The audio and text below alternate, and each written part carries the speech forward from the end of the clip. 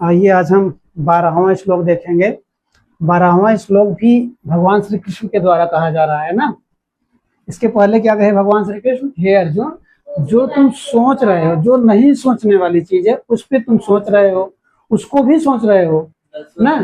और पंडित लोग कैसे होते हैं, कहा कि नान सोचंती पंडिता, अर्थात विद्वान लोग इन सब के विषय में नहीं सोचते हैं। क्यों नहीं सोचते हैं? क्योंकि ये सारे चीजें क्या हैं, नश्वर है। ये जगत नश्वर है, जो भी दिखाई दे रहा है सारा नश्वर है ना। सोचना ही है आपको, तो आप उस नित्य और शाश्वत वचन के बारे में सोचिए।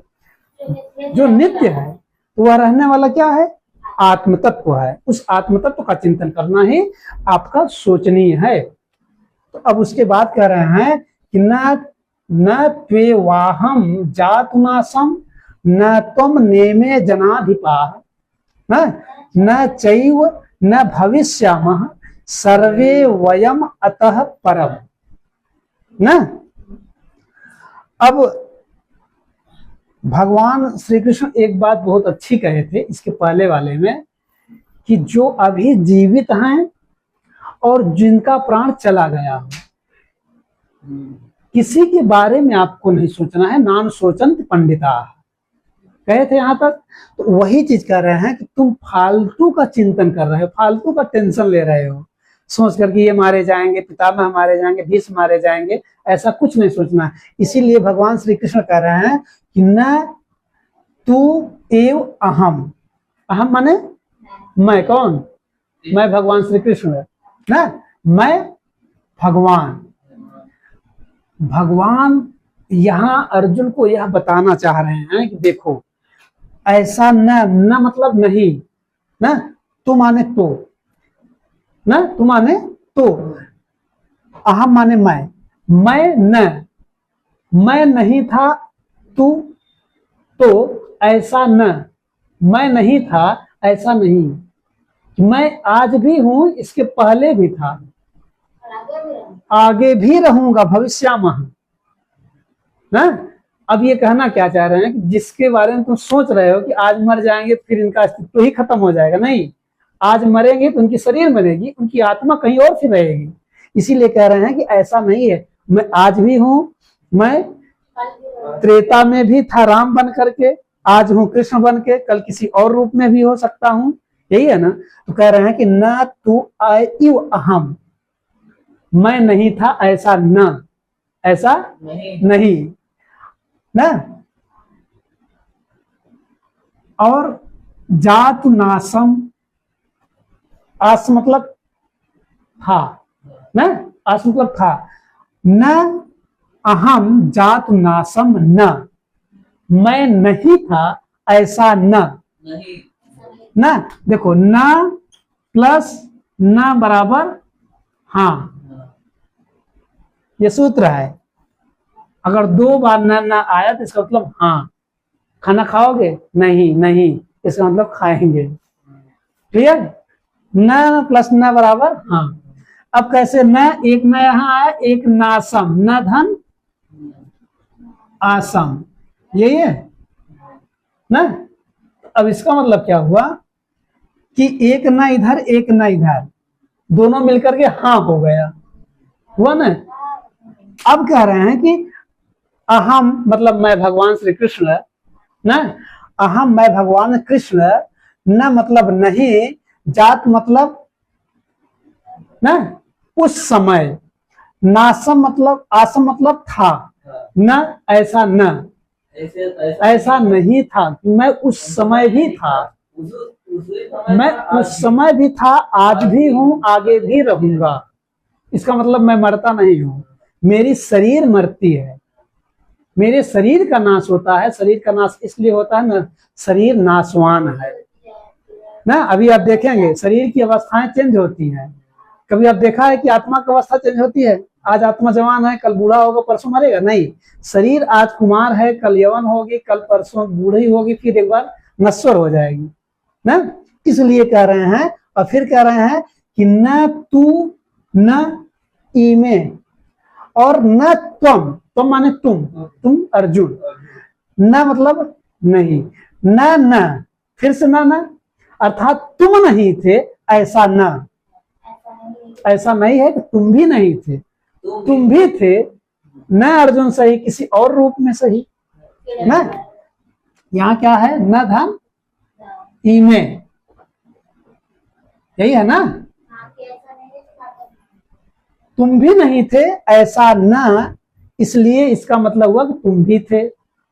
और फिर से यहां ले लो, न जनाधिपा, जन माने लोग, अधिपा मतलब शासन करने वाले, अर्थात लोगों पे शासन करने वाले, अर्थात राजा।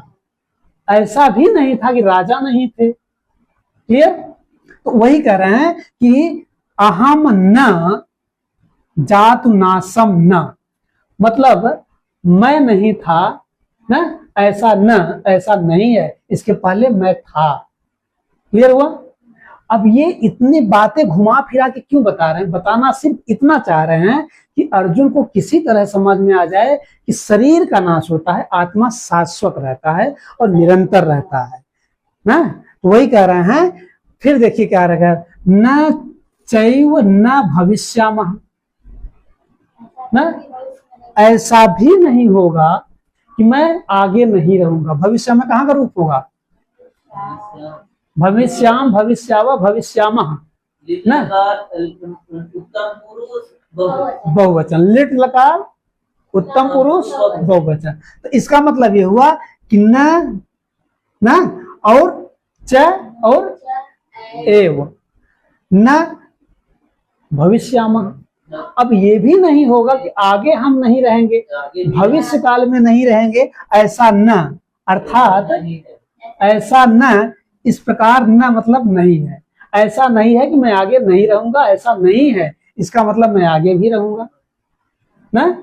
और फिर लास्ट में कहें कि सर्वे वयम अतः परम ना, कह कि अतः इसलिए, वयम सर्वे हम सब रहेंगे ना, परम हम सब रहेंगे, हम भी रहेंगे, आप भी रहेंगे और दूसरे लोग भी रहेंगे। इस प्रकार से भगवान श्री कृष्ण अर्जुन को बार बार संबोधित कर रहे हैं कि तुम क्या करो, उठो और युद्ध के लिए तैयार हो जाओ। उठना कहाँ से है, रथ पर, रथ से पहले उठे तो सही, रथ पर बैठे हैं, इसलिए बार बार कह रहे हैं कि गांडी तो पहले अध्याय में गिर रहा है उनका, इसीलिए तो और भगवान श्री कृष्ण घबराए हैं कि इसकी ये सेना देख करके इसकी ये हालत है, युद्धस्थल में जाने के बाद क्या होगा। जिसकी महिमा इतनी सुंदर, वो कितना सुंदर होगा। तो उसी प्रकार से देखो, जितना ये कायर है वो युद्ध क्षेत्र में कितना कायर बनेगा, होगा कि नहीं होगा। इन्हीं के, अब इन्हीं की भाई, कौरवों पांडवों का सबसे बड़ा क्या था, ये वीर था। पांडवों की तरफ से सबसे अकेले युद्ध लड़ने के शक्ति रखता है। जब अगुआ ही, जो अगुआ हो, जिसको अगुआ बना दो, अगुआ ही अगर हाथ खींच ले कि मैं आगे नहीं बढ़ूंगा, तो सेना तो पीछे रह ही जाएगी। आप 50 से 60% युद्ध ऐसे जीते हैं मनोबल से, परीक्षा भी आप मनोबल से 60-70% फाइट करते हैं। आप कितने भी तैयारी हो, आप कितने भी योद्धा हो, आप कितने भी शरीर से मजबूत हो, आप मन से हार जाइए। इसीलिए कहा गया मन के जीते जीत है, मन के हारे हार। और यहाँ अर्जुन किससे हार रहे हैं, इसीलिए कह रहे हैं ना कि इनका जो मोह है ये कहाँ का है, मानसिक है, मानसिक मोह है ना।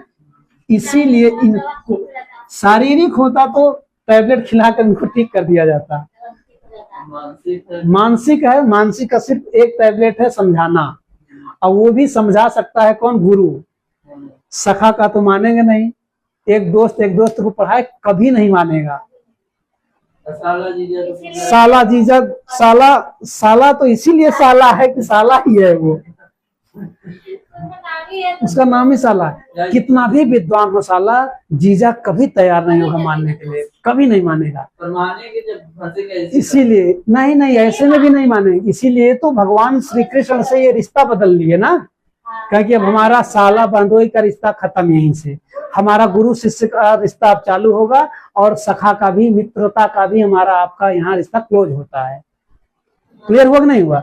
इसलिए कहते हैं शिष्यस्ते अहम साधु माम त्वाम प्रपन्नः, हे भगवान श्री कृष्ण, मैं आपका शिष्य हूं, मैं आपकी अब शरण में आया हूं, शरणार्थी बनकर, इसलिए आप मुझे शासित करिए, अनुशिष्ट करिए, अनुशासन में रखिए ना।